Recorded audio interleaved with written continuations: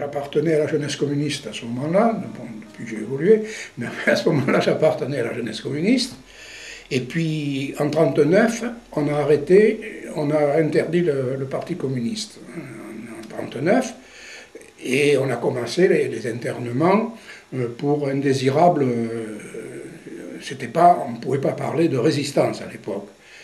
C'était une opposition au régime de Vichy. J'avais la charge, avec d'autres, les fils de Ramon, de Condat, j'avais la charge de récupérer, enfin déjà de former des jeunes, de leur expliquer que bon, le pétainisme ça menait nulle part, mais il y en avait beaucoup, donc il a fallu ramer beaucoup. Ça n'a pas été simple. Hein. On m'a demandé, moi, de prendre la direction du trio de direction de la jeunesse communiste, mais avec une double casquette, parce que je représentais la jeunesse communiste, mais en même temps, j'essayais de réunir, pas tout seul, hein, de réunir les jeunes autour de cette idée de commencer à naître la résistance. Et puis après, le but, c'était d'organiser la jeunesse pour la préparer au maquis, pour la préparer à la lutte armée. Et ça a été un boulot conséquent. Pendant longtemps, j'ai été ce qu'on appelait légal. Hein. J'avais mon boulot au Lardin, puis le soir, j'allais faire autre chose.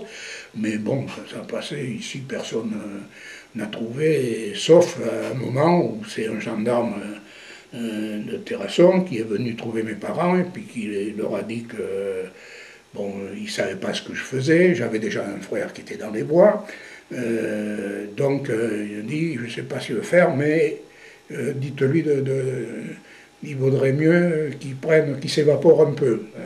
C'est une des rares régions ici, et c'est ça qui est important, quoi, où entre l'armée secrète et les francs-tireurs, il n'y avait pas de problème. Puis il y avait celui qui devait devenir le chef départemental des FFI qui habitait juste en bas, là, Roger Vanous, Hercule. Bon, alors à partir du moment où il est revenu en Dordogne, lui, après être passé en Corrèze avec son frère, bon, ben, les choses, alors ici, bon, ben, pour nous, pour tous les jeunes, c'était un dieu, lui. Hein. C'est ça, quoi. Hein. Déjà, sa tête avait été mise à prix, là, hein, et à partir de là, bon, ça a été vraiment un entraîneur d'hommes. Il avait été cité par De Gaulle à l'époque, enfin à la BBC, enfin à Radio Londres, parce que sa tête, Hercule, sa tête était mise à prix. Parce qu'il ne faut pas oublier qu'ici, on avait, c'est ce que dit Delmas d'ailleurs dans son bouquin La guerre allemande en terrassonnais, on avait deux chefs. Un chef de la résistance, qui était incontestable, mais il y avait aussi le chef de la milice, qui était Denois, qui habitait là-bas en allant à la bachelerie. Un jour, il s'est retrouvé au Lardin, aux 4 routes du Lardin, là où vous êtes passé, avec une camionnette chargée de matériel, d'armes, et il est arrêté par les gardes mobiles qui tenaient le secteur. Là. Et ben voilà, c'est ça aussi qui a fait sa notoriété, parce qu'il est descendu de la voiture avec 2 grenades dans sa main, enfin une dans chaque main, et puis il leur a dit voilà, où je passe, où on me pète tous. Et les mecs ont reculé. Ils ont reculé et donc lui il a pu sur sa route. Une autre fois, ça lui est arrivé à la bachelerie, mais là il était en voiture. Ils sont arrêtés par les GMR. Alors pareil, ils arrêtent, bon, ils descendent avec leurs flingues. Et puis, quand ils ont vu que c'était une voiture de maquisard, alors même système, alors même truc, alors ou vous nous laissez partir, ou vous y passez. Et vous y passez tous. Alors l'officier qui était là, il a tergiversé, et puis, bon, le temps que les Hercule et ces 2 gardes de corps là ont fait péter un peu la mitraillette, mais pas sur les gars, hein, en l'air là, et ça a créé une effervescence, et eux, ils se sont cavalés. Il a même perdu son revolver. Donc Hercule, il a même perdu son revolver en route, là, et on le lui a ramené, comme quoi il y avait de la confiance quand même. On le lui a ramené 15 jours après, enfin on l'a ramené à ses parents. Quand j'ai été blessé, c'est pareil. Bon, normalement, on faisait des diffusions de tracts. Et ce soir-là, on avait délimité un secteur du Lardin, mais on savait que dans ce lotissement, il y avait des gens pro-miliciens, plus par bêtise que par conviction, ou même souvent pour l'argent. Donc, contrairement à ce qu'on faisait d'habitude, on avait assuré une protection.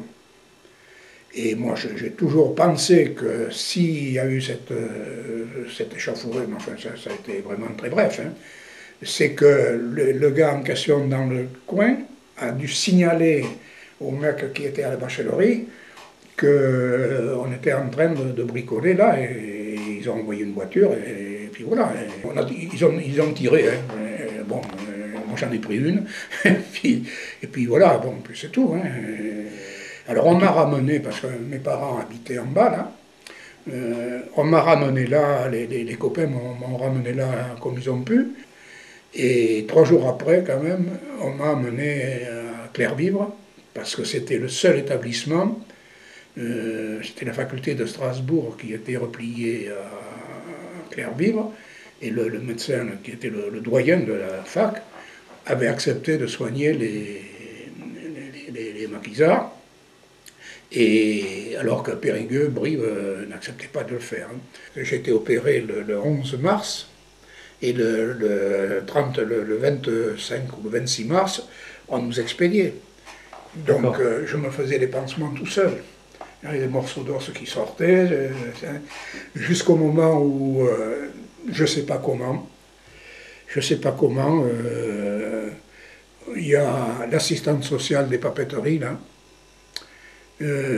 qui est venue, et puis qui venait même à Villac, et qui, elle, à partir de là, m'a soigné, et sans jamais me poser une question. Jamais. Elle ne m'a jamais posé qu'est-ce qui vous est arrivé. Bon, j'étais un ouvrier agricole, j'étais tombé sur une fourche, je m'étais cassé la jambe. Point. Dans la nuit du 31 décembre au 1er janvier 1944, alors qu'on venait de faire un banquet dans le village qu'on voit sur la colline, là, où il y avait 100, on était plus de 100, hein, et c'était pour fêter justement l'arrivée d'Hercule en Dordogne.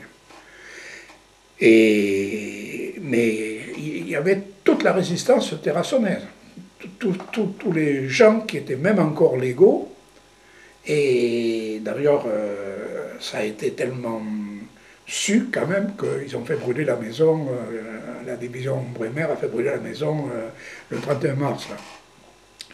Et le lendemain, on faisait péter Progil. Parce que il y avait les renseignements. Il y a aussi, je vais vous raconter une anecdote, ce jour-là, c'était les légaux de Condat, dont un qui était agent de maîtrise, aux papeteries d'ailleurs, qui avait donné les plans où il fallait faire péter sans que ça endommage le reste. Et c'est ce qui s'est passé. Et les pompiers de Terrasson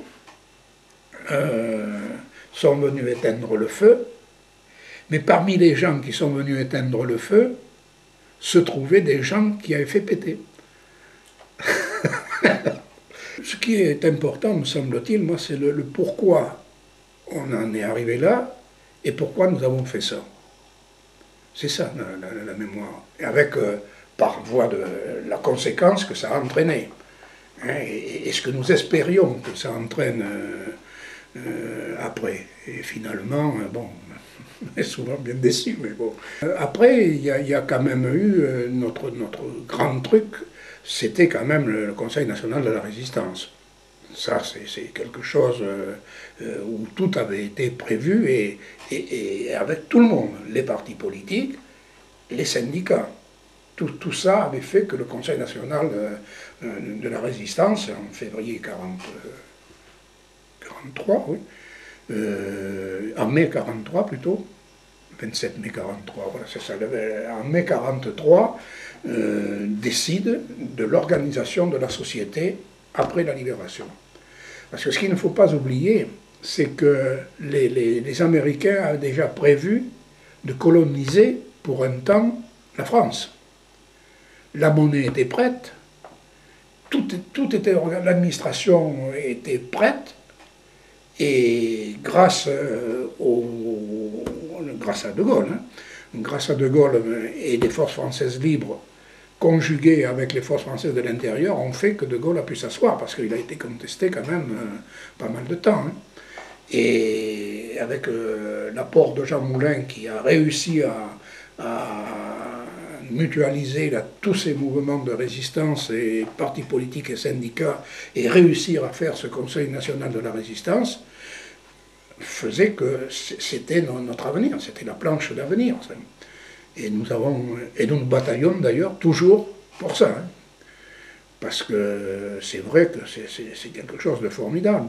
C'était une belle époque finalement. Dure, mais exaltante parfois.